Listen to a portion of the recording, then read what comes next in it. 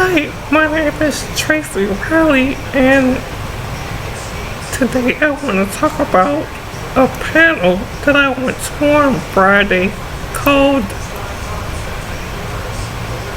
that was about self-advocating for autism.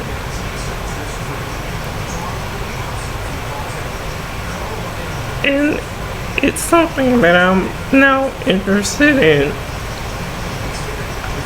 I recently read this book called In a Different Key, The Story of Autism. It talks about the history of autism and parents' struggles to get their kids integrated into society through education and getting therapy and other needs for their autistic children. It also talks about how when parents were fed up with the way the outside community was not accepting their children, they self-advocated for themselves by creating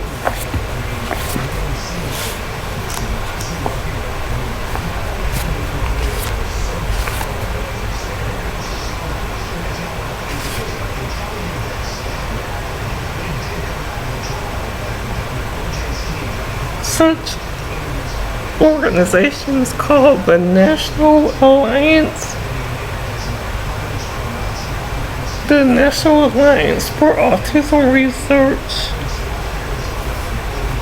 Cure Autism Now,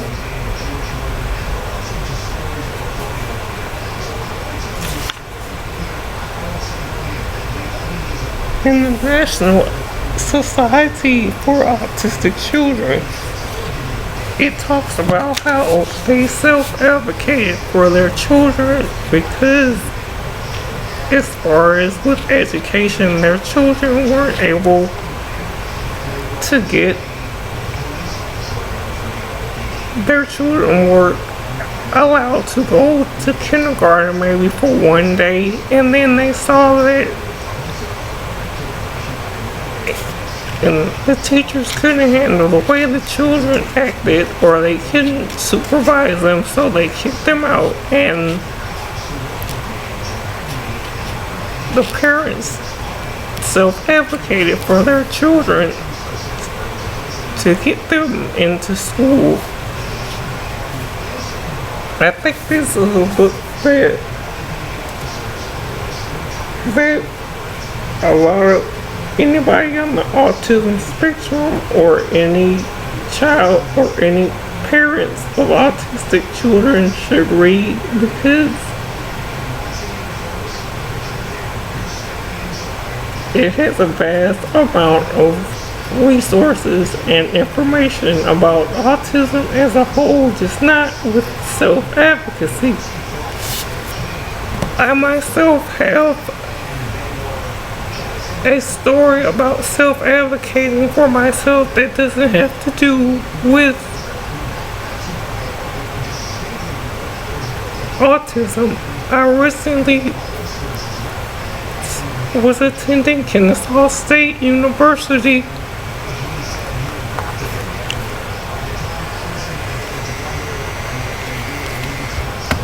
I was recently attending Kennesaw State University, and I dropped out after 3 semesters.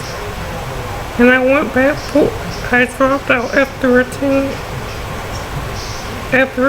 4.5 semesters because I went back for this spring. Why I took a course.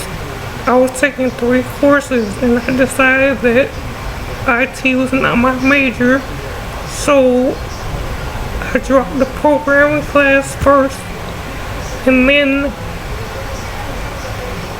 that made me ineligible for my federal unsubsidized loans, my federal subsidized loans. But what I was not told was that instead of me withdrawing myself, that I could have waited for them to delete my classes and I wouldn't owe anything. So a couple of weeks after I withdrew, I received a notice that said that I owed them $1,435 in tuition.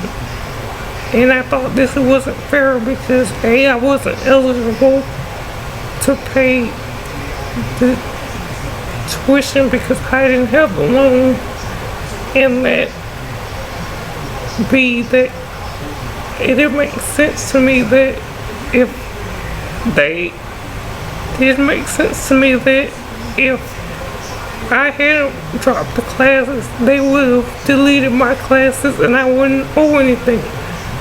So I went up to the Kennesaw campus and I spoke to the bursar's office and people in the financial aid office, and they explained to me that I did owe for books and my meal plan, but it wasn't originally as much money as they tried to make them pay. So I talked to somebody, a lady in the bursar's office, and she got my balance down from 143 to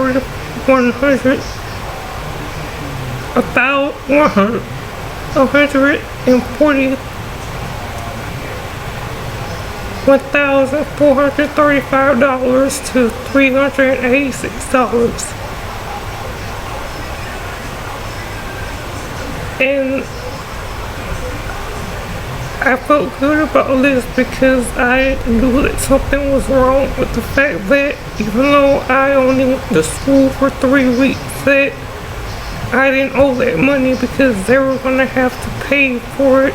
They were going to drop the classes even if I hadn't withdrew myself, they would delete the final payment. So now, in addition to that, it might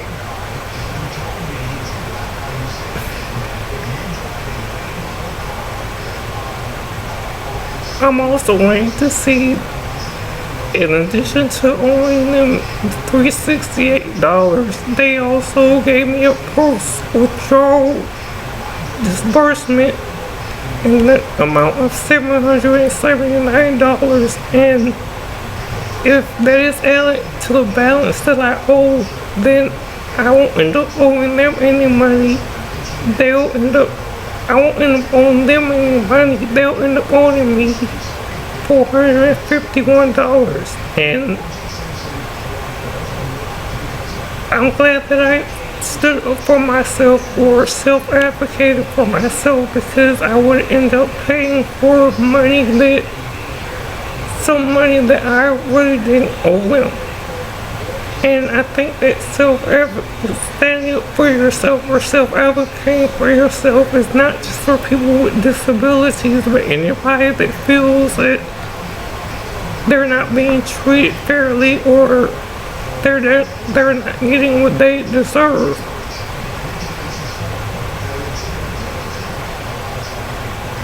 This is Tracy signing off. Bye.